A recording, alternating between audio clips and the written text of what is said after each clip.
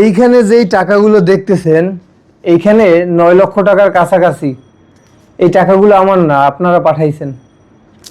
এখানে কারো 1 টাকা, কারো 5 টাকা, কারো 2 টাকা, 3 টাকা, কারো 10 টাকা, কারো 500 টাকা, 1000 টাকা, কেউ আর 10,000 টাকাও পাঠাইছেন এই মরিয়মের জন্য। এই টাকাগুলো আপনি দেখতে পারেন, এখানে খুব ছোট্ট একটা জায়গা দখল করে আছে। আপনি এই টাকাগুলোকে দেখতে পারেন যে কোলের উপরে কয়েকটা নোট মাত্র, আপনার কাছে তাই মনে হতে পারে, কিন্তু এই টাকাগুলোর উপরে নির্ভর করতেছে এই বাচ্চাটার জীবন। মরিয়মের বাংলাদেশে চিকিৎসা নাই। এই খবরটা যখন আপনারা আমাদের ভিডিওর মাধ্যমে দেখেন, আপনারা 1 টাকা 2 টাকা পাঠাইতে পাঠাইতে এখানে 9 লক্ষ টাকার কাছাকাছি পাঠাইছেন। এখন কথা হলো, এই টাকাগুলো কিন্তু একজন ব্যক্তি পাঠান নাই।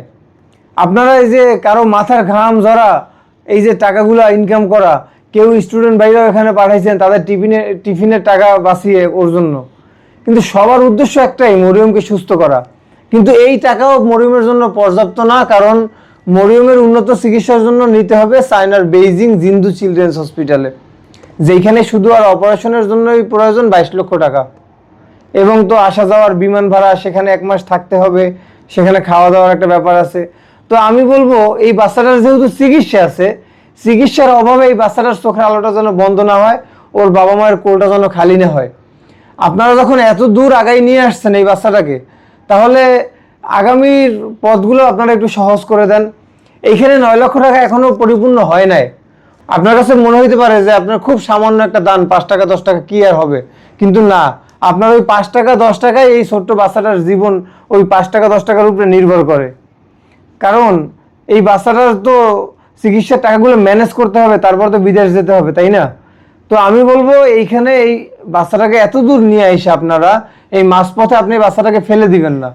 আপনি যখন এত দূর নিয়ে আসতে পারছেন, 9 লক্ষ টাকা কাছাকাছি যখন আপনি পাঠাইছেন, আসলে দেখেন 9 লক্ষ টাকা কিন্তু কম কথা না।